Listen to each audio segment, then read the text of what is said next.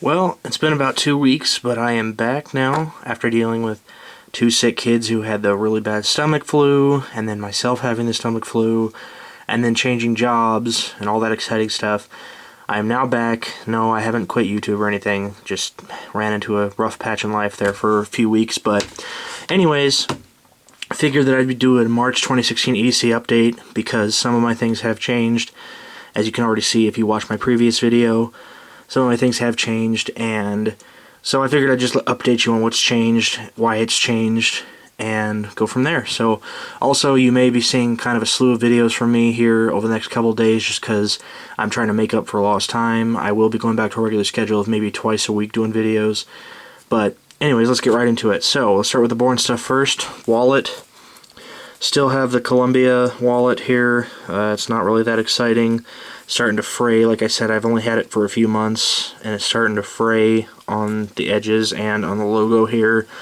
Not really impressed with it. I am going to be switching, like I said in the previous video, to a VanQuest Cash wallet. I just haven't done that yet, but that will be coming out of the rotation. Next we have the keys.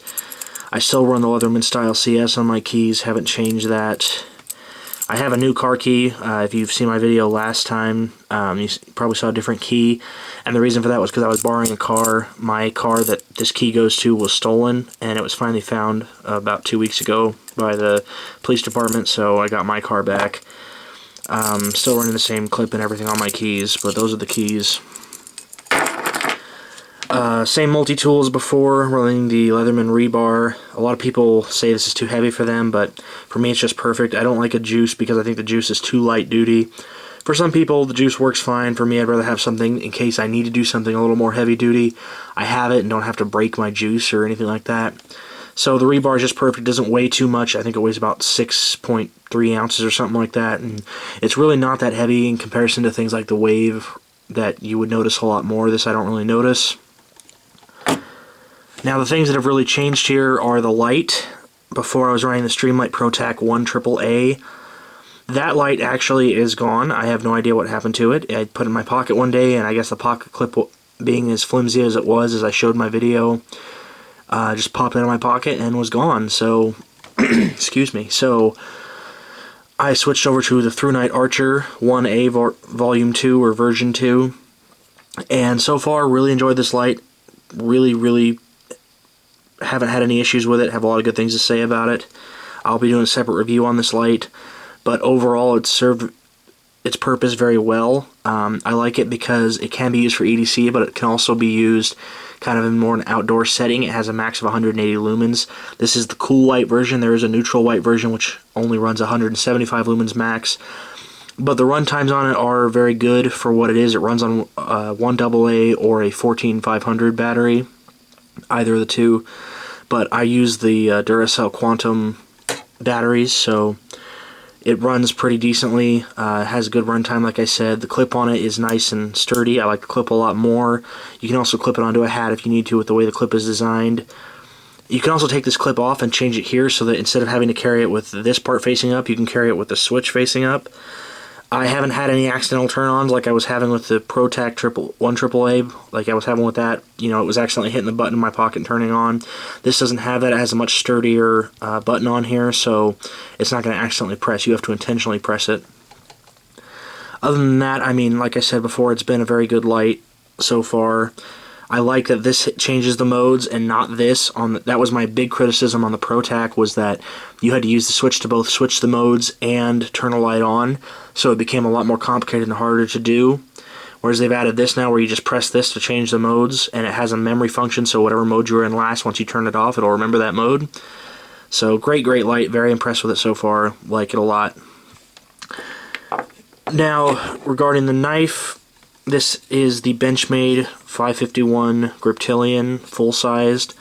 I switched to this. I was running a Spyderco Endura 4 before, which, you know, I didn't mind the knife overall, but I switched to it. I switched because I didn't like the stiffness. The Spyderco Endura 4 has a backlock that was, in my opinion, way too stiff for one-handed operation, and I do prefer one-handed operation knives. I don't want to have to use both hands to close it or something, especially in an emergency situation. And the backlock on the the Enduro 4 was just too stiff, and the danger of a lot of people were going where they would open it, you know, and then use the back lock and close it, and they would fling it shut, and the blade would come down where their finger was, and they'd stop it with the choil. Well, if you miss the choil or you do it too high, you're going to cut your finger, and you're going to cut it bad because it does come very sharp.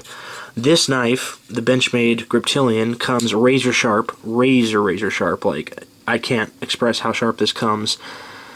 And it has a nice axis lock on it, which is all one-handed, so I can close it one-handed by just shaking it or closing it like that. It's a lot harder to shake it on the camera closed, but you can close it that way. You can also open it by just pushing down the axis lock here and giving it a flick, like that, which you didn't really see that on camera, but like I said, it's hard to do it right in front of the camera.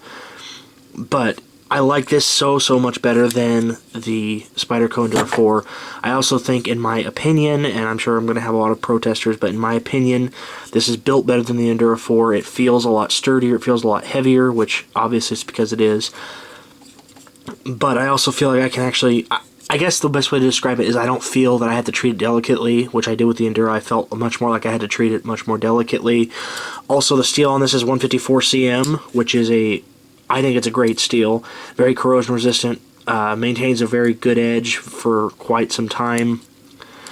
I didn't like the VG10 as much. I feel like VG10 is much more of a fragile steel. If you make it, not fragile as in it'll break easy, but it's very unforgiving in sharpening and things like that. It's very unforgiving, whereas most other steels, especially 154 cm, is a lot easier to sharpen. It's not very complicated to sharpen. You can do it much easier than you can with VG10 or S30V.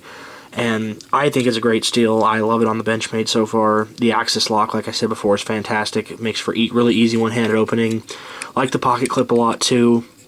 That was the other thing I didn't like about the Enduro 4 was the blue color. Which, yeah, I bought it in blue. I knew it was coming in blue. It wasn't like it was a surprise to me, but just the blue stood out way too much in my pocket. You know, I'd have this black flashlight in my pocket and then a blue Enduro which just stuck out. And I prefer that my knives don't stick out in my pocket because it's already, you know, there's people who are already uncomfortable when you pull out a 3.5 inch or 3.25 inch, in this case, blade. Some people just tend to get intimidated by it, who just aren't educated as well about knives. But overall, yeah, I prefer this knife to the Enduro 4, and I used to be a Spyderco snob, I guess you could call it, where I only wanted Spyderco knives because of the Spidey hole. I just felt it was a lot easier to deploy, a lot quicker to deploy. But honestly, Benchmade's made a believer out of me, and I'm a Benchmade guy now just because of this knife. It's just as fast as the Enduro 4 or any other Spyderco with a Spidey hole on it. With the axis lock, like I said, just push it down and flick it open just as fast. I know I'm going to get a lot of protesters, Spyderco fanboys, who are going to say, no, it's never going to be as fast, but in my opinion, it's just as fast. And overall, yeah, just a great knife. Again, I'm going to have a separate review on this. At some point, I will review this. It's just a fantastic knife. Anyways, that's my basic EDC carry for March of 2016. It was rather a fast video. I haven't changed up a whole lot, and I don't carry a lot in my system right now simply because I don't like all the weight of it, and a lot of the things I don't find myself using a lot. I'm not really one of those people who's super tactically minded, like, oh my gosh, I need to have all these things in my pocket, because if I get into an active shooter situation, or if I get into a situation in the middle of the city where I need to make a fire, I need to have this stuff. And honestly, if I'm in the middle of the city, I'm probably not going to need to make a fire. And if I do, in the middle of a city, there are going to be plenty of things that I can find to help me start a fire, or I'm going to go buy a lighter at a store if I'm in the middle of a city, or whatever. I'm not, in the case of a nuclear apocalypse, I'm pretty sure we're all going to be dead anyway, or the majority of us are going to be dead anyway, so I'm not going to worry about it. Anyways, guys, that's my basic March 2016 EDC setup.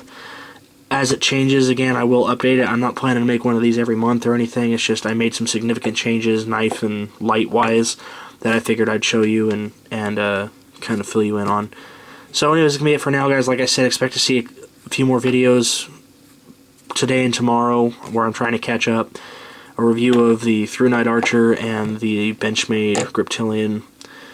Alright, guys. Signing off.